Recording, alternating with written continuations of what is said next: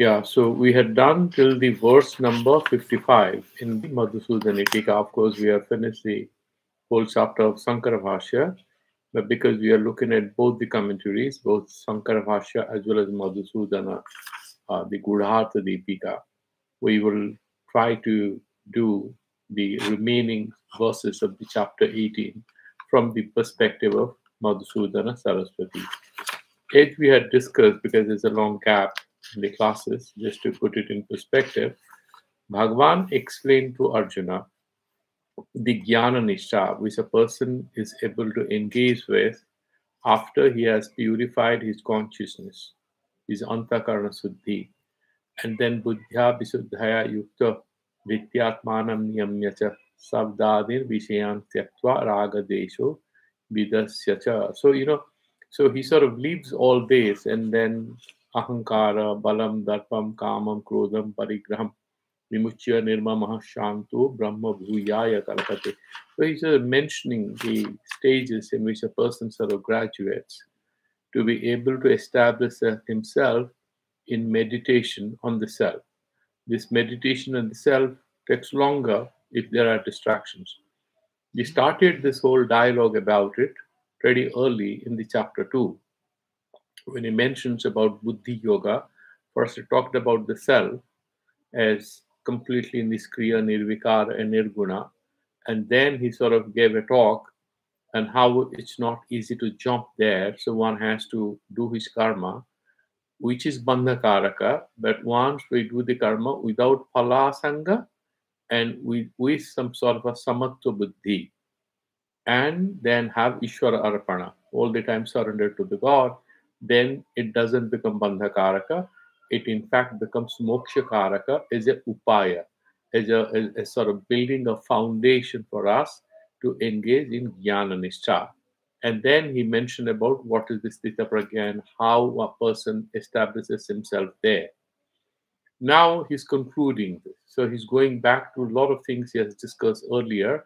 And he said, Brahma Bhuta Prashanatma na shochati na kankshati samaha sarveshu bhuteshu madbhaktin labhate param bhaktya mam abhijanati yavan jaschatmi tattvatah tato mam tattvataha jnatva vishati tad anantaram.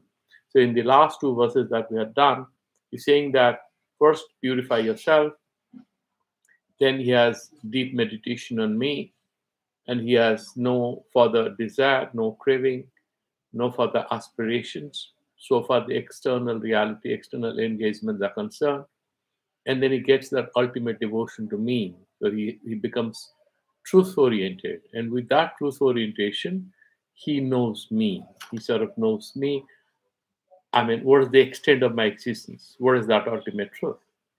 And once he gets that, as a result of that Atmic Jnana, he is, liberated. That is how it explained, and we had gone into the long commentary on that of Madhusudana Saraswati as well as of Sankara, Acharya Sankara. Now, in the verse 56 onwards, he is now talking about people who may not be able to take Sarva Karma Sannyasa, renounce everything to go and sit at a corner and do meditation on the self, do Upanishad, study Upanishads, and it's quite possible that they're still there in the samsara, either because they have responsibilities or because, there is a social twist to it, saying that as Madhusudana Saraswati brings that part, which Shankara doesn't mention. He's saying, what about if you look at a very orthodox way, the earlier stages, Sankaracharya believed that only sort of Brahmins who are perhaps capable of undergoing a lot of physical hardship associated with sannyasa. So they had the adhikara, they'll have the endurance to sit in a corner in a forest, starve to death sometimes, and undertake a lot of pain and sit and study books without any distraction, because they are sort of used to that kind of endurance, the habit of self-denial, discipline, as children in the Gurukulas, maybe they are the ones. Therefore, here Madhusudana is sort of bringing it that angle to say that what about others? Everybody has a right to liberation. Everybody has a right to self-realization. But everybody may not be able to take sannyasa either because of the social conditions or because of his responsibilities or even this the so-called ritualistic approval or clearance. Therefore, he says, what should they do? And in the next few verses, he's saying that people can actually continue to do that karma. Earlier, he had mentioned about Nitya Sannyasa in chapter 5. Whatever he has mentioned, he's summarizing that again here. And he's saying that, yeah, if you want to continue to do your work, you can, provided you stay connected with me and you continue to meditate on me. And with my grace, I shall liberate you. I'll pull you out of the dungeon. I'll ensure that you don't get drowned in the middle of this bhavasagara, this ocean of ignorance and pain and frustration and delusions. So he's mentioning, I'll sort of find out a way in which I can hold your hand and pull you out of this bhavasagara, of this ocean, of this sansara, provided you continue to do your work. If you are not willing or not capable of or not permitted by certain sastric injunctions that you are not eligible for Vividisa Sannyasa. So complete Jnana Nishtha is therefore not the only path to liberation here. Ultimately, that fellow will reach that state where he will somehow qualify, will somehow manage to turn meditative. That will naturally happen to him, where he can continue with highest degree of karma sannyasa. And I'm saying that he's summarizing whatever he has mentioned in chapter 2, 3, 4, and 5. He's sort of trying to summarize that again here. So it's verse number 56 till 60, he would be essentially talking about a mode of liberation or mode of the journey towards self-realization, not necessarily through ritualized renunciation or formal renunciation of the samsara, but through a mode of spiritual engagement where he can continue to do his duties, but with a higher degree of surrender to the divine. So, in that sense, this is something which is very relevant to 99.9% of people in the world. What does it say? Sarvakarmanya sada kurbano madhyapasrayah matprasadadavapnoti shaswatam padamabhyayam. Sarvakarmani api sada kurvano. Even though he continues to do all sorts of activities. Why is he mentioning the word sarva karmani?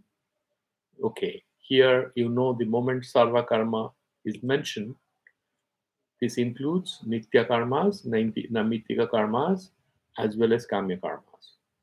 But earlier he has mentioned the one who is interested in buddhi yoga, he anyway by very nature rejects a lot of inferior activities. That is kamya karmas. From a long distance, he will drive them away because he is trying to do the basic minimum, because maybe he has a few family responsibilities. Quite possible that a person is married, maybe there's some social issue here. There's a child who needs special attention. You can't run away. In that said, what do? You are a Nitya Sannyasi, you do your karma. He's saying Sarva Karmani Api. So it could be Pratisiddha Vihita. He will clarify that. Even by mistake, because of the very station of life, by the very nature of our existence, it's quite possible that knowingly or unknowingly, of course, this is for praising karma sannyasa. Genuinely, this fellow has to graduate to some jnana nishtha at some point of time. Bhagavan is not trying to depress him, demotivate him, saying only jnana sannyasis or sarva karma sannyasis, jnana nishtha purushas, are eligible to get self-realization. He doesn't want to demotivate. He wants to encourage more and more people to come into the path of jnana nishtha through a process of dutiful living, with the fragrance of love of God, which is fragrant. This life is kind of tempered, sanctified, and validated by the principle of dedication to God. So it's devotion and dutifulness. And therefore, Sarva Karmani will become Kamya and Pratisiddha may be included, but we have to put it in a context and understand that these lower levels of karmas are not to be considered. Okay? Kurban, whatever is required to be done, even if a person is able to do it, madhyapasrayaha, but firmly established in me. He doesn't. He considers me to be his foundation. He leans on me. I don't bother. I love it. It's like a mother enjoys when little child comes and lies down on her lap. She doesn't get agitated. She turns affectionate. And God does the same thing to us when we turn. And whether it's Kali or Krishna, they pick us up because that's the nature of the Bhakta and Bhagavan relationship. Mat prasada, because of my grace, my blessings. Avapnoti, he gets that. What does he get? He gets Sashwatam Padam Avyayam. Tad Vishnuho Paramam Padam. This Padam is Padaniyam. What should be reached, he reaches there. And that is eternal. He is not saying this is similar to a Kamya Karma. Remember, without this Ishvara Arpana Buddhi, without this Jnana Nishta aspiration, if a person is doing a lot of karma, they are bandhakaraka and the phalas are not sashvata. They are kshanika. Whether it's swargalabha, whether it's house or car or money or anything you get, these phalas have a long tail, karmic bondage. Something or the other will come with it. There is no happiness where it is not mixed with some dukkha. It's not visible to us. I was listening the other day. This person Osho sometimes comes out with very interesting formulations. I was listening to one of his talks on Lao Tse, and he says something very interesting. That if you are in love with a person, not Ishvara Bhakti, he's saying rule out divine love. With Sansara, every act of love, there is an element of ambivalence. There's an element of hatred, right? So Freud also talks about eros and thanatos. We have a desire to live. At the same time, we have a desire to die. I mean, this dialectics of our very the energy that moves us is very dialectical. We don't understand it. Yeah, there are cells which have been created and getting destroyed in us. So it's a very dialectical thing. It's not easy to capture. So when you are in love with a person, obviously there's a point of conflict and stress and difference. I mean, that's a necessary part of it. Like death is a necessary part of our life. Without death, life will not have any sense. So both these things are included. So this Vedanti says, dukkha mishritatvam, atriptikaratvam. These are some important aspects of whatever sukhas we are chasing in life. But here Bhagavan says, Shashwatam Padam Avyayam. There is no Vyaya. So there is no return. So he's talking about what? He's talking about liberation and moksha. Let's look at how he explains this. Yaha Purvatehi Karma Vihi. This whatever Purva mentioned earlier, these karmas, Suddha Andakaranaha. Somebody has got that purified platform, the foundation for Jnana Nishta. That mind is been purified. Raga Dvesha have been completely nullified or brought to a basic minimum, which is kind of part of life. Saha avasyam bhagavat eka saranaha, and he's steadfast in his devotion to the Lord. Bhagavat eka saranata paryantyatvat antakarna suddhehe. Why should we do purification of our mind? And this process, this whole sadhana of purifying the mind, sort of comes to a point of termination when we have Bhagavat Eka Saranata. That means our mind now, without any confusion, established at the feet of the Lord. That is the Vyavasayatmaka Buddhi. That Nishchayatmaka Buddhi is now fructified. Your mind says that, okay, Lord Krishna is the ultimate principle in my life. I'll do everything. But I can't compromise on that. I can compromise on anything else. If we are there, then there's no problem. Then the Antakarana Suddhi, the goal has been accomplished. We don't need to feel bad or insufficient. There could be sanskaras which are still chasing us. In the Vyavahara Dasa, it's quite possible that a guru and acharya might be a little short-tempered, might say a few things. But if he has complete surrender to the Lord, that will overwhelm, overpower all other past impressions which might raise their head for a few seconds or minutes, and his pure consciousness, which has become his second nature, will manifest itself. And you will find that's so reassuring. So, Ambakarana Suddhehe etadrishasched brahmanaha. When a person who has reached that state, sannyasa pratibandha rahitaha, sarvakarmani sannyasatu nama. So, actually, he's now bringing that sociological aspect that Sankaracharya mentioned, that the Brahmins were able to endure a lot of hardship. They had the ritualistic training to stay on very limited food and, endure a lot of hardship and do meditation and not get distracted into samsara because of the Gurukula training. If he's not there, he's saying, earlier, if he's a Brahmin, he can take Sarvakarma sannyasa. But what if he's actually not given a ritual sannyasa? And what, because of certain physical or social or family situations, is not being able to take a sannyasa? That particular thing he's saying, sansara vimyakhyastu tasya bhagavad ekasaranasya bhagavad prasadat eva. No, he's not denied the right to liberation. He's not denied the right to self-realization. Everybody has a right to jnana, whether he understands Sanskrit or he doesn't, whether he reads all these sophisticated Vedantic texts or not, he can still have Atmajnana. How does that happen then? He's saying it happens how? Sansara vimoksha. That liberation from the sansara happens through God's grace. Bhagavat eka saranasya. So because he is firmly established at the feet of the Lord, and that grace, that anugraha. Recently we had a long, big meeting of a lot of sannyasis of the Sankara Advaita Vedanta at Kasi, and one of the important points that was raised over there was that there's a bit of apparent distinction between Saguna and Nirguna Upasana, whereas in Brahma Sutra Bhashya, Bhagavan Shankaracharya, in the very last sutra, he clarifies that ultimately moksha happens with the grace of God. So he obviously accepts that Saguna Upasana is actually one upaya for ultimate establishment of a person in the ultimate truth, where he ceases to be an individual and God ceases to be an activity or an object or anything which is separate from him. But to be able to reach there, he does Saguna Upasana. And when he reaches there, then Saguna Upasana becomes superfluous because he's already established in the self. But there's no conflict. Advaita Vedanta is not in conflict with Saguna Upasana.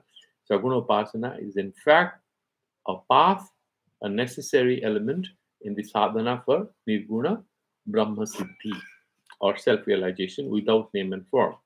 Bhagavad Prasadat eva etadrisaschet kshetriyadihi. So other people, any social category, whether he's an Indian or a foreigner, irrespective of where he is, adihi Sannyasanadhikari sa karotu nama karmani.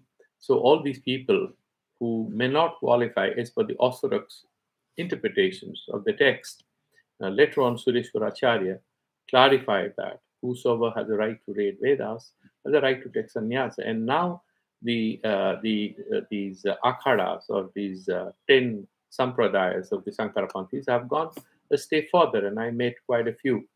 I met a few Europeans, a few East Europeans who had come, and they were speaking great Sanskrit and Hindi. They have become sannyasis, and one of them is a Mandaleshwar in Europe now. So now things have become very liberal, because all these things are not cast in iron or stone. They are open to interpretations, and depending on how powerful are the progressive groups, they take the discourse towards more, a pure liberation kind of an ideology they preach, and they are able to practice and sort of unshackle the truth from the limitations of textual contours in which it sort of is imprisoned. So we have to liberate the truth from the words in which it is presented. So anadhikari sa karotu nama karmani kim mat vyapasrayaha. However, he can do anything. Let him do the work, not take sannyasa, not a problem. But he has to be all the time established in me and surrendered to me. Aham Bhagavan Vasudeva eva vyapasrayaha. For that fellow, if he's able to surrender to me and retain me as his final refuse, okay, the Buddha say, okay, take the middle path, and you are your best refuse, he says. Of course, they also have meditations. They would say that, okay, meditate on the Buddha to liberate you. And there's a very beautiful thing there. So they also have these meditations and all that, except that what we call Purna, they call Shunya. I don't have a problem with this. So Aham Bhagavan Vasudeva Eva Vipashraya Saranam Yasya Saha Madeka Sharanaha. That fellow is Mad. Mad is Bhagavan, Ishvara. Atma Eva Sharana. Mai Arpita Sarvatma Bhavaha. So he surrendered to me, and who am I? Am I at a corner? No, I'm non-local. I'm universal. I'm everywhere. Sarvam Vasudeva Miti. So he identifies with the whole universe. And this whole universe is no different. The foundation of this whole universe is that pure consciousness, which is also the foundation of our Stula Sukshma Sarira, the Pratyagatma, which is inside us, which appears limited by this physical and this mental form. It's also that foundation is pure consciousness. So, Mayalpita Sarvatma Bhavaha Sannyasa Anadhikarat Sarva Karmani Sarvani Karmani.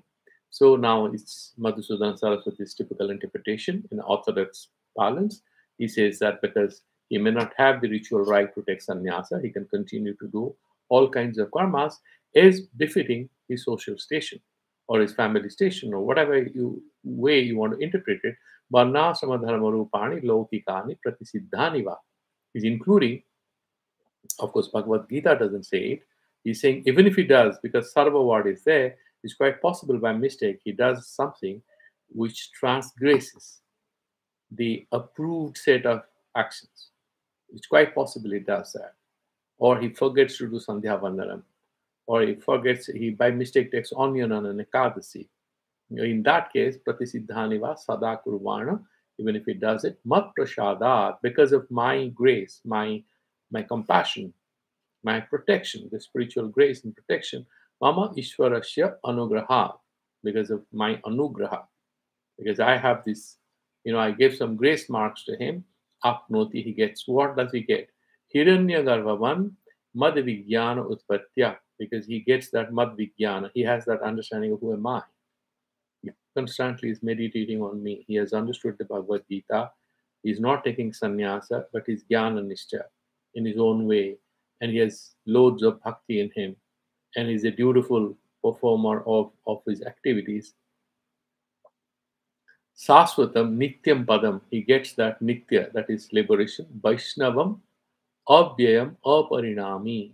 Whatever is parinami, whatever is a consequence, is limited by time and space. Whatever is a consequence has a expiry date. But this Nitya Suddha Avastha that we have, about which we are not aware, it doesn't have an expiry date. It doesn't have a beginning or an end. Once we realize it, then we say we got it. That's because we discovered it. It's like I have a pen in my pocket, I'm looking for it all around, and suddenly I discovered that I have my pen. I haven't lost it at 7:45. So I got the pen at 7:45. No, that's a manner of speaking. The pen was already with me. That's what Vedanta says, that the Atmajnana is not a product. It feels as if we are attaining it. We are actually removing ajnana. So it becomes, because it's that asti bhati rupa, Shwayam prakasa, it manifests itself. Etadrusa bhagavat eka saranaha karotyeva na pratisiddhani karmani. Now a guy who is dedicated to the Lord, who is established at the feet of the Lord, is not going to transgress the moral code of conduct. But he just to praise his sadhana. He's such a great bhakta. Even if he kicks the Lord in his chest, Bhagavan says, oh, did I hurt you? Or did your feet get hurt? Did it hurt? That's what he asked, isn't it? Srivatsa. Bhagavan didn't wake up. He kicked him in the chest. Bhagavan says, my God, you hit me. Oh, your feet are so tender. I'm a piece of rock. Did you get hurt? So he says, Yadi kuryat tathapi, even if you do any prasiddha karma, because of my grace, pratyavaya anupapatya, is no papa. Mad vijnanena, and with the knowledge of me, with the understanding of this particular tattva darshana, moksha bhag bhavatiti, That means he becomes moksha. He is enjoyer of that ultimate self-knowledge. Bhagavad Eka Saranata Stutyartham. So this whole verse is in order to praise, glorify devotion to the God, devotion to the Almighty. Sarva karmani sarvata kurvano api iti anudyate. That is how it's mentioned, that you can do everything, but continue to take my name. That doesn't mean we are going to necessarily do all wrong things. Okay, by mistake it happens, God is there. That is the assurance. This is not necessarily a prescription that we indulge in activities which are not approved, which are contrary to the, because we will be Dhyatma. Once we are driven by the Lord, we cannot think ill of others. Because of Purva Sanskaras, they could come. Uh, Committing violence, hating people, these things will become inimical to our own inner nature. Okay? Yasmad madeka saranatamatra moksha sadhanam na karma anushtanam. Because karma anusthana, it's actually your surrender to me, in fact, is the main upaya for reaching that state of liberation, not karma sadhana, because karma sadhana by nature is bandhakaraka. Karma sanyaso va tasmad kshatriyastu tvam. Okay, you are a kshatriya, my dear Arjuna. But this twist in the interpretation is by Madhusudana Saraswati, who is going by the orthodox interpretation of the sannyasa adhikara only for Brahmins. Okay, later Vedantis I mentioned, Sureshwaracharya, and later on, they have all accepted that if anyone can take sannyasa. And I was telling you that Shudras were not allowed, but now you look at the akhadas. One of the Balmiki Sampradaya in that particular conference, he's a Dalit Mahamandleshwar who came and addressed. So this whole thing is evolving. So one is the certain apparent limitations which is there, orthodoxes in the text, and then the possibilities are there in the practice, and the practice of inclusion and embracing everybody, going by the spirit of the text, not by the letter. And the orthodox interpreters bring in a signature of their time, the signature, the mark of their time, which is not eternal, not to be given, a kind of validation which transcends the inner message of the Bhagavad Gita. Now, in the verse number 57, Chetasa sarvakarmani mai sanyasya matparaha buddhi yoga mupashritya matchittaha satatam bhava. Then he's giving his advice that, O Arjuna, if you're unable to take sannyasa, or if you don't want to take sannyasa, you don't need to take sannyasa. I'm assuring you. There's another way. With your mind, with buddhi yoga, why do you do that chetasa? With viveka buddhi, the power of discrimination. He started mentioning about buddhi yoga in chapter 2.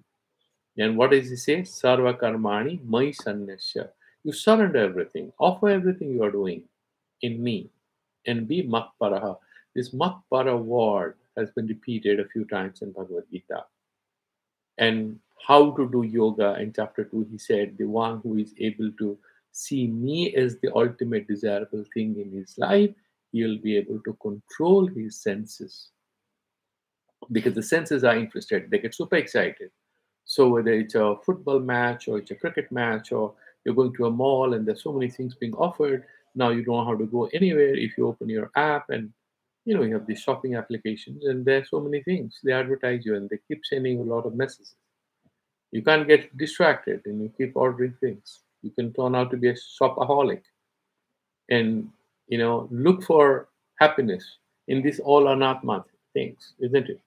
It could be just a habit of connecting with these objects, the indriyarthas. Bhagavan says the guy who sees me as the Sreya, the ultimate desirable thing, he is able to control his senses. And then the vasanas, controlling the mind, controlling the senses is not enough. Because even a person who is not well, a person who goes on a fast, can control his senses. But that's not liberation. Param drishtva nivartate. The person who sort of knows the truth, then his vasanas actually, subside. When they subside and he becomes matparaha, it becomes much easier for him. That's what he had mentioned there. And he's concluding, Chetasa sarvakarmani mai sanyasya matparaha Buddhi yogam upashritya. So you have to go back to those verses in chapter 2, in chapter 3 and 4, where he keeps mentioning about these things. And by having that buddhi yoga, the three principles, main thing is phala sangatyaga, then you have that samatva buddhi and ishvara, samarpitatva or ishvara arpana buddhi. These three things in the buddhi yoga, if you are able to practice upasritya matchittaha, then his mind is kind of all the time, he sees me everywhere. In the ahankara vimud, ahankara vimudatma kartahamiti manyate, the same guy will do things. But he said, how does it happen? You gave a wonderful speech. He said, I'm sorry, I didn't speak anything. There was somebody speaking. It was in God's grace. And it's not a joke, because if you look at the life of Sri Aurobindo, in Calcutta, he was called upon to give a public speech, but he was a reluctant speaker. He was a very introverted philosopher. He was called onto the stage. He was not prepared, but he went and spoke, and he delivered one of the most significant speeches, and people were speechless. And he thought about it himself later on. How could I speak? What did I speak? How did it happen? And he himself has noted, I realized that I was sort of giving myself to a higher power who was taking possession of me and using me as a medium. And he talked about that Purushottama, the Krishna consciousness, not of the Gaudiya Vaishnavas, but sort of the central consciousness. And he keeps advising at different points in letters of yoga that you don't have to work too much. You just allow. He uses this word called descent. Allow the divine energy to descend onto you.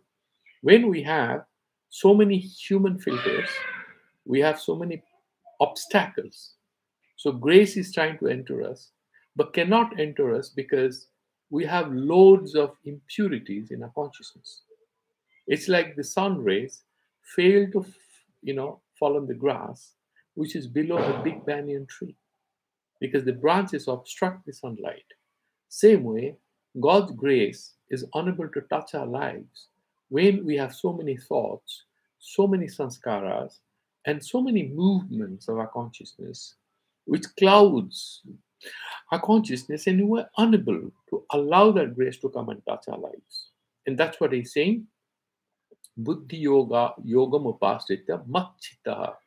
Then he's removing these layers and layers of obstructions. It becomes matchitaha. I'm feeling his consciousness, his mind. It's already pure. Now he removes all the garbage, but you have to fill it with someone, isn't it? Now in India, if you have a clean plot of land somewhere, any plot of land anywhere in cities, whether it's Mumbai or Calcutta or Delhi, what happens to it? You have some people encroach it, and there's a new slum over there. Now there is a slum rehabilitation policy. People know that is the best way. I just went to Bhubaneswar. It didn't have any slums 10 years back, and government came up with a slum rehabilitation policy. Now there is no place. People have come up with slums everywhere. They encroach because they know they're going to get a house. This is an encouragement.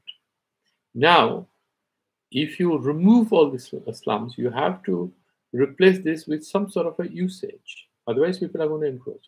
Now, if we don't fill our mind with divinity, with God, with purity, with the awareness of the self, the moment we free our mind, the old enemies will make their entry.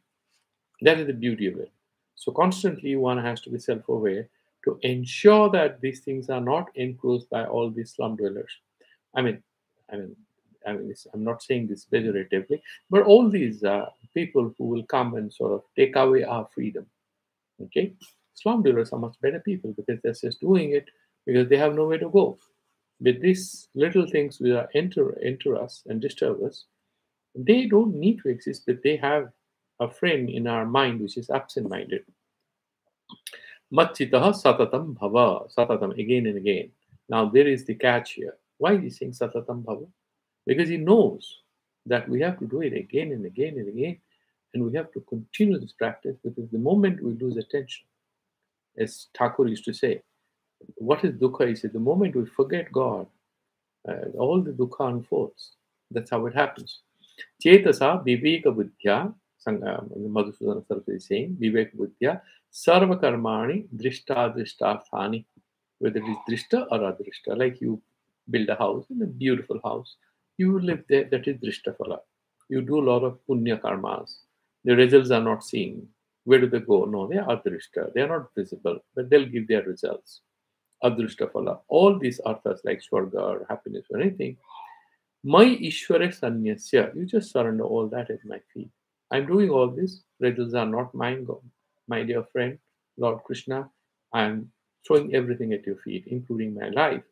Yat korosi yadasnasi, yat juhosi dadasi tat, yat yat tapasyasi kaunteya, tat kurusho madarpanam. He said it in the chapter 9, verse number 27. So now Madhusudana Saraswati is saying, what I have mentioned earlier in the verse number 27 in the chapter 9, iti nyayana, in that particular logic, if you apply, samarpya, matparu aham, so you be matpara, consider me your ultimate goal. All the small things you're achieving, you throw at my feet. Bhagavan Vasudeva eva paraha. What is paraha? The ultimate goal. Para means priyatamaha, yasya sahamat paraha. The person for whom I am the dearest, I am the ultimate. I am the most excellent thing that he can ever fantasize of achieving. He becomes Matpara. Sana buddhi yogam purvakta samabuddhi lakshanam yogam bandha hitorapi. And then when he does all that buddhi yoga, he will continue to do karma, which by nature, by swabhava, they are bandhakaraka. But he shall not be bound up. Why? Ahankar mamakar, he has sacrificed. Whatever little problems, he has surrendered at my feet. Bandha heturapi karmanaha, like Kamya karma is also moksha hetutva sampadakam. That sampadakam upasritya ananya saranataya, because he doesn't have any fluctuation of his mind. He's deeply, steadfastly surrendered to me. Swikritva machito mai bhagavati vasudeva eva chittam yasya. So his mind is not there. Where is not there? Na Rajani, na Kamini Adav. His mind is not going to the fantasy of having a dinner with a beautiful lady, or go to see a film, or opera with a beautiful young lady. No, he's not interested. Na Rajani, political power, meeting a senator or a minister or a chief minister. I know some powerful people, a lot of people, they're called social climbers. They take a lot of, pride in knowing a lot of powerful people. No, he's not interested. And then what? He's interested in me. I'm the ultimate thing for him. Vasa machitaha satatam bhava. You try to be that, at all times. Try to be that again and again. You try that. Then he's saying, if I become like that, what happens? What do I get? Somebody might ask that question. And Bhagavan is explaining, Tata king syat iti tad aha. What will happen if I become like that? Bhagavan is saying, I'll explain to you what's going to happen. So this is phala. Whenever there is a sadhana, they always mention a phala. Otherwise, because without prayojana, mandopina pravartate. Because even if a dull guy is not going to engage in anything, unless and until he knows he has some benefit to reap. So Bhagavan is trying to now mention what are the benefits. If you apply to a university, you look at their website, you say, what are the benefits of doing this course? You will say, okay, our students have gone to these places. They have work opportunities there, so that people will enroll in that course. Bhagavan is similarly mentioning what is the phala of this. Machitaha sarvadurgani mat prasadat tarishyasi atha chetvam ahankaran na srosyasi binakshasi. Is a double-edged sword. Now he's mentioning what if you follow, what if you don't follow. Both is mentioning. Machitaha, if you become one, full of me, you're surrendered to me, you're doing your karma. You could not take sarva karma sannyasa, don't you worry. Continue to do what you're doing, but full surrender to me without palasanga and without perturbation of the mind. Practice some dharya, samatva. If you do that, sarva durgani, all the difficult things in life, all the hurdles and obstacles, Life cannot be free from vicissitudes. We'll have some ups and downs. Bhagavan says, I shall see you through. Sarva Durgani, whatever is difficult, you'll be able to overcome them. Mat Prashada, because of my grace, my protection. All these obstructions are what? It's part of my Leela. This is a game. And once you understand this, yes, Thakur used to say that the elephant and the fish, the elephant tries to resist the Ganges. So it's stuck with this, strong currents were flooding Ganges. On the other hand, the fish says, no, he doesn't care. He plays around in the water. He surrendered. And so he knows this is what the water is all about. He's not trying to resist it. The best way is to have that understanding. We can be in samsara, but we should be like a fish. And he's saying, Mat Chitaha Sarvadurgani, Mat Prashada. That is that Ishvara Arpana Buddhi. Because of my grace, you'll be able to overcome. And if you don't do it, Atha Chet Tvam Ahankara Na Sosyati. And if you don't listen to me, if you don't listen to me, then you want to do whatever you want, the way you want to, the way you think you can do it. Binanchasi, then you will get destroyed. Okay? In corporate sector, the HR, the managers always tell you that if you had your performance appraisal, annual, whatever, and then there is a couple of mention, you should look for feedback. Then let's imagine that you got 2-3 feedback from your manager. You try to do this, and there'll be a results agreement. Now, in the results agreement, it's mentioned that you're going to work on X, Y, Z, and you didn't. What happens in the next appraisal? They'll put you in a CPR, and they're, critical performance review or something, because you have promised to address 1 or 2 things, you're not paying attention. So instead of an improvement, it's going to put you in a troublesome situation. Okay, so similarly, Bhagavan is saying, now I'm telling you, you can go to the ultimate destination, liberation, if you listen to me carefully. You sought the advice. I am not forcing anything on you. You said, please give me this advice. You are my guru. Now I've explained everything to you over this whole Bhagavad Gita. Now it's up to you what you want to do. But please understand, once you know the secrets of karma yoga, the buddhi yoga, everything you know about the 3 gunas, you know what is jnana, you know that without karma, jnana path is not possible, and you know that everybody cannot surpass the karma path. I'm giving you the easiest opportunity. Continue to do what you're doing in whatever station of life that you find yourself right now, but surrender yourself to me. That is the ultimate solution that I'm giving. Do karma phala tyaga. Okay? Phala sanga tyaga, you're not doing it. Okay, surrender it to me. The easiest thing. You just have to withdraw your ego, that's it. And if you cannot do it and you don't want to listen to me, that's the end of your story. Why? Because you will be karma abadha. Then what? Basante. You'll continue the way you were there, not a problem. So he's saying, Mat chittastvam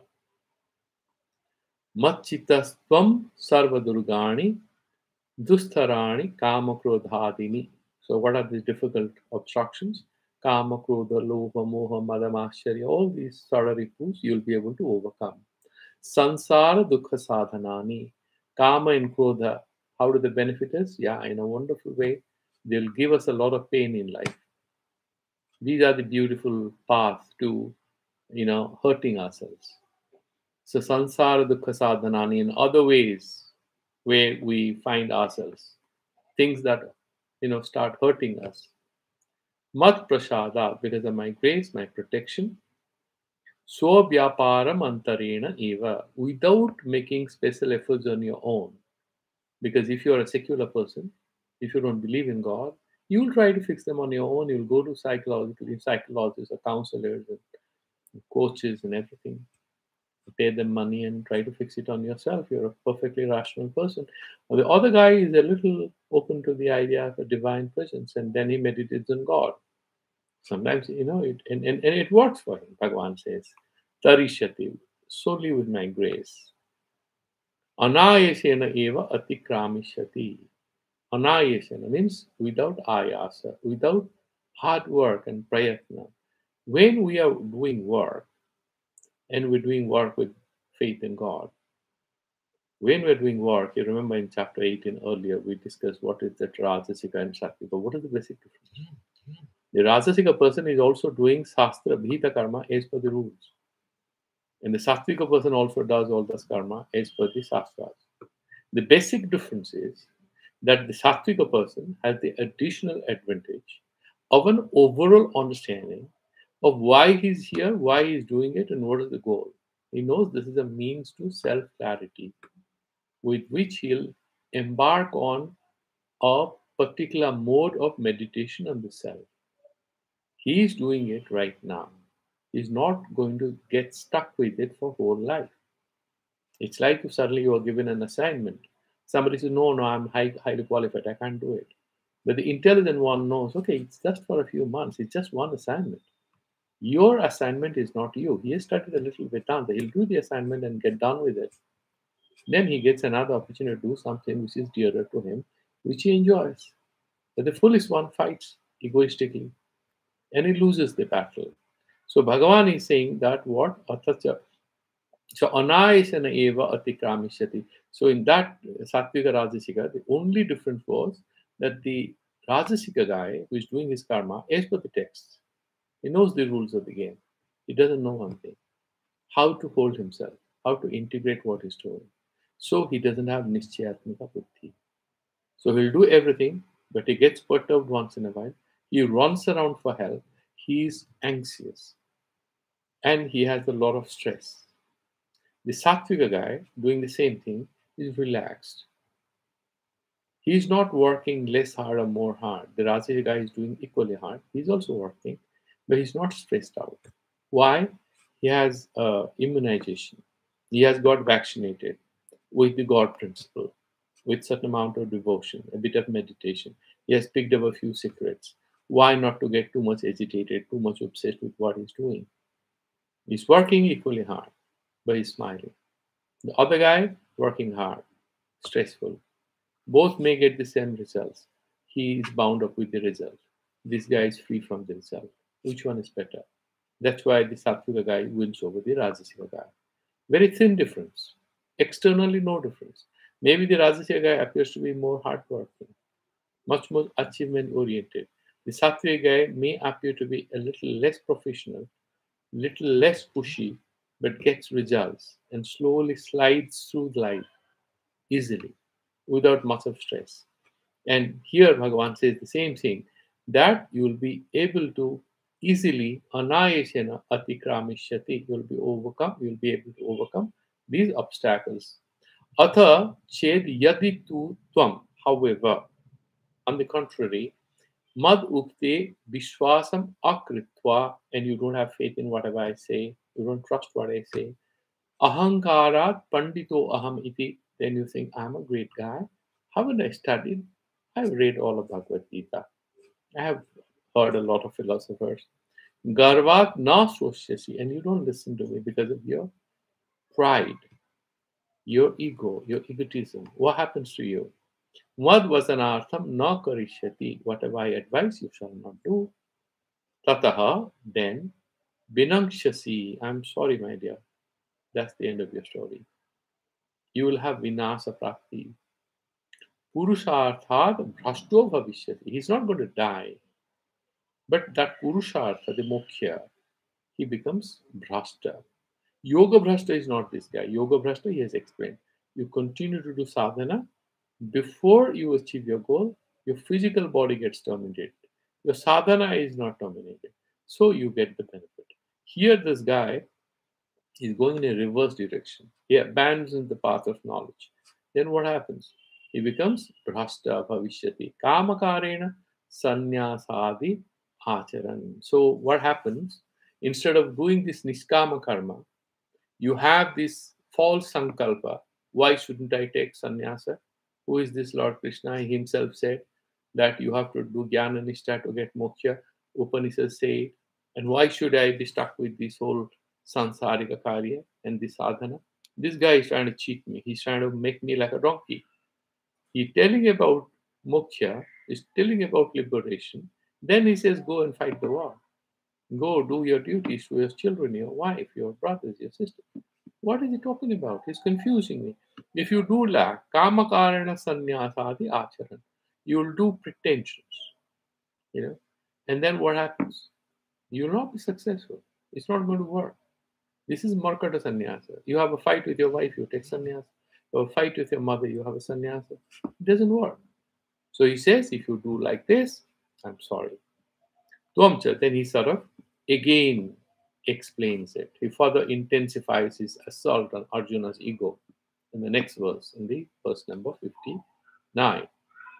Yadahankaramashritya najosye iti manyase mithyesa vyavasayaste prakriti swam niyokshati. My dear friend, Bhagavan is saying, Yad ahankaram asritya. If you take refuge not in me, but in your own ego, you take refuge in your ego, which is a blind thing. And it's jada. Now you see, I shall not fight. This guy is misleading me. Why should I fight? I'm a dharmika person. I'm a satyanishta person. I'm ready for sannyasa. This guy is forcing me to do this legwork. Not required. Iti manyase. If you start thinking like that, mithya esha vyavasayaha. This nishchaya that you have, vyavasaya is not here business. Here that nishchaya, that certainty, which is illusory. You want to, sort of hold on to it. We sometimes hold on to our prejudices as if that's wisdom. We pay a heavy price. Bhagavan says, this is false. This is not whole. You're not going to make any progress. You'll not get anything. Prakritihi tvam niyokshasi. You know what's going to happen? Bhagavan said, earlier Arjuna had asked, if my Lord, this is the path, this is how a person has to live, why aren't you advised? Why people don't follow your advice? What Bhagavan had said. Prakritim yanti bhutani nigraha kim karishyasi. What is going to do nigraha? What? No, it's not going to have an impact on them. They're guided by their prakriti, their swabhava. It's only for the person who has a purified antakarana that these words of wisdom will have any meaning for him. But somebody who hasn't graduated to that level of self-understanding and self-clarity, whatever you tell him, he's going to shout back at you. Because that's what he knows. That's what works for him. So Bhagavan is saying this is false. You, my dear, listen to me, do your job, do your karma without desire for any results, and surrender that to me. Any risks or anxieties, burn them to ash with my name. Continue to work. See what I can do for you. If you have that reliance on me, you have that faith in me, I'm going to protect you. But then, if you want to do it with your ego self and you take refuge, you rely on your own judgment, and then who comes there? Ahankara Vimudatma comes into picture. You pay the price. What is that price? He's saying, Prakriti Tvam Niyokshasi, forcibly your own nature. You sort of abandon the advice for something good. And then what will you do? What you're going to end up doing is something which is much inferior. And what is that inferior? You'll be guided by your own nature. Some of you must have read that book called Siddhartha, right? So Siddhartha meditates for a while and suddenly he thinks he's very wise. This exactly thing, Siddhartha comes to my mind. So he meets Lord Buddha, the luminous one, and he argues with him. Whose advice did you follow to reach there? And what does Buddha tell him? He says, if you want to do the sadhana, you want to follow the truth, you follow it. Then he tells him a very important sentence. He said, young man, you are cunning with words. This is the path if you are looking for liberation. But you can't be on your own path. What happens to Siddhartha if you have read it? He goes and he meditates. Then what happens? He gets distracted. He gets into the city, meets Kamala, makes money, gambles. Then he has a life of dissipation till he realizes it's a life full of lies. Then he returns to the self. He gets something in the end. Of course, he has some realization. But is that the kind of realization that Buddha had? He reaches that level. There is some kind of a self understanding. But what Buddha had said, he had to undergo a lot of pain, frustration, and confusion. That was, of course, a path of experience, but a path of experience not supported by the wisdom, as they say. The fool learns from his own experience, the wise learns from others' experience. The Shastra and other whatever things are there, one can actually seriously look at the Shastra and then still go for what works for him. That autonomy he can reserve for himself in the path of spiritual exploration of the self.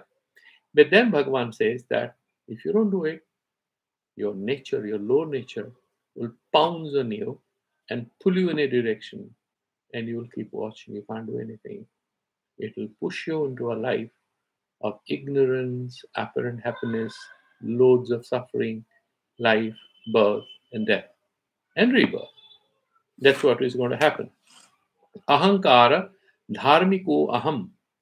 I am a great dharmika purusha. Kruram karman mana karishyami. I'm not going to do this cruel activity of fighting a war. Iti mithya abhimanam ashritya. If you have that particular kind of a thought and you want to take refuge in that, now you say, I shall not fight. Yuddham na karishyami iti. And I'm not going to fight this war. Iti manya. Say, if you're thinking like that, yan mithya, that is false. In what sense? Nisphala. That is not having any real results. What is actually saphala? Nishkama karma. What is the phala? Ajnana nibriti, antakarana suti. That is saphala. This is nisphala. Esha vyavasayaha, this particular nishya, this particular prejudice you have, a presumption you have, is actually without any real consequences, beneficial to you.